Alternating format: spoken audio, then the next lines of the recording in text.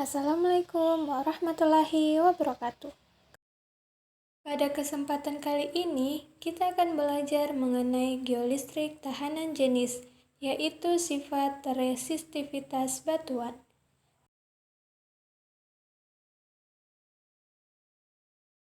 Apa itu resistivitas batuan? Jadi, resistivitas batuan adalah suatu kemampuan batuan untuk menghambat jalannya arus listrik yang mengalir melalui batuan tersebut. Jika nilai resistivitasnya rendah, maka batuannya mudah mengalirkan arus listrik. Dan jika nilai resistivitasnya tinggi, maka batuannya akan sulit untuk mengalirkan arus listrik. Nah, secara umum, pendekatan gejala kelistrikan bumi adalah dengan menganggap bumi sebagai medium homogen dan bersifat isotropis, atau diukur dari berbagai arah akan memberikan harga yang sama. Prinsip metode geolistrik adalah dengan menginjeksi arus melalui elektroda arus C1 yang dibenamkan di dalam bumi, kemudian dihubungkan dengan elektroda C2 lainnya yang berada di permukaan dengan jarak yang cukup jauh, sehingga pengaruhnya dapat diabaikan. Elektroda arus dapat dipandang sebagai titik sumber yang memancarkan arus listrik ke segala arah dalam medium bumi dengan tahanan jenis. Ekuipotensial di setiap titik di dalam bumi membentuk permukaan bola dengan jari-jari R. Arus listrik yang diinjeksikan sebagai fungsi jarak dan kedalaman mengalir keluar bola secara radial ke segala arah sebesar I sama dengan A kali J, di mana A adalah luas permukaan bola yang besarnya 4pi R kuadrat, dan J adalah rapat arus yang menyatakan besarnya arus yang mengalir dalam suatu luasan, yang dinyatakan dengan persamaan J sama dengan sigma E, di mana sigma adalah konduktivitas listrik dan E adalah medan listrik, yang kemudian dinyatakan dengan persamaan E sama dengan K kali Q per R kuadrat. Kemudian kita mensubstitusikan persamaan tersebut ke dalam luas permukaan bola, yaitu diperoleh persamaan I sama dengan 4pi sigma K Q. Kemudian beda potensial atau V diberikan oleh persamaan V sama dengan K kali Q per R. Juga bisa dituliskan dengan KQ sama dengan V kali R. Kemudian kita mensubstitusi persamaan tersebut sehingga menghasilkan persamaan I sama dengan 4pi sigma VR, dan juga bisa ditulis menjadi sigma sama dengan I per 4pi VR. Mengingat bahwa konduktivitas listrik merupakan kebalikan dari resistivitas listrik, maka persamaannya bisa diubah menjadi ρ sama dengan 4pi R kali V per I.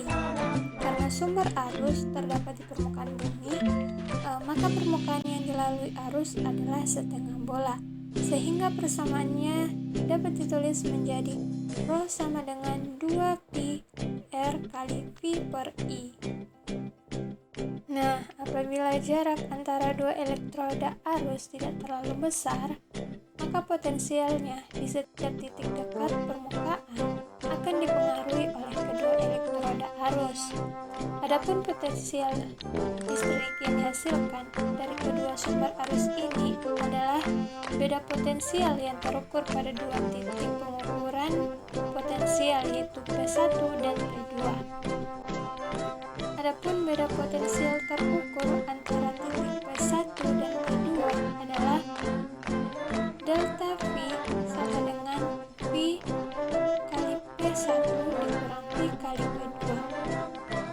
Kemudian dapat disederhanakan seperti pada slide, di mana R1 sama dengan jarak P1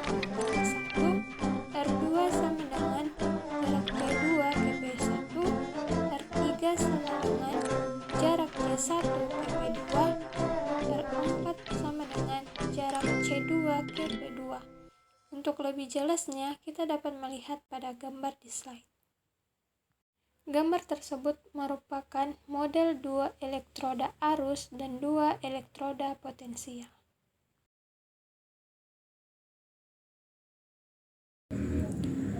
Dengan mengatur persamaan 2.9, diperoleh persamaan untuk resistivitas, di mana Rho sama dengan K delta V per I, di mana K adalah faktor koreksi geometri yang dinyatakan dengan sebagai berikut.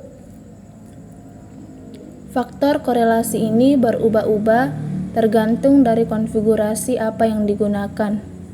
Faktor korelasi ini dilakukan karena pada umumnya lapisan batuan tidak mempunyai sifat homogen sempurna. Faktor yang dapat mempengaruhi homogenitas lapisan batuan. Yang pertama, fragmen batuan lain yang menyisip pada lapisan. Yang kedua, ketidakseragaman dari pelapukan batuan induk. Yang ketiga, material yang terkandung pada jalan. Yang keempat, genangan air setempat. Yang kelima, pagar kawat yang terhubung ke tanah. Yang keenam, bahan logam yang bisa menghantar arus listrik. Secara umum, dalam pengukuran geolistrik terdapat beberapa konfigurasi yang umum digunakan, seperti konfigurasi Werner-Slambercy. Konfigurasi Werner digunakan untuk mengetahui distribusi resistivitas batuan bawah permukaan secara vertikal dan horizontal atau 2D. Sedangkan konfigurasi Slambercy digunakan untuk memperoleh gambaran bawah permukaan secara vertikal atau sounding. Konduksi listrik diasumsikan melalui pengisian fluida batuan berpori-pori. Hukum Archie diberikan sebagai berikut. Prinsip dasar metode ini adalah menginjeksikan arus listrik ke dalam bumi menggunakan 2 buah elektroda arus, kemudian mengukur beda potensial melalui 2 buah elektroda lainnya di permukaan bumi.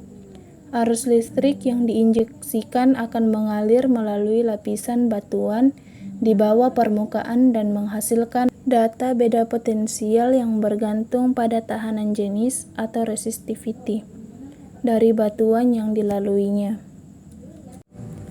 Dalam survei geolistrik terdapat beberapa tahapan dalam pengolahan data, yaitu persiapan peralatan, pengolahan data, analisis data, dan penyajian hasil interpretasi.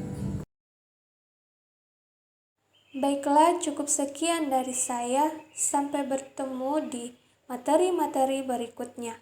Wabillahi taufiq wal hidayah. Wassalamualaikum warahmatullahi wabarakatuh.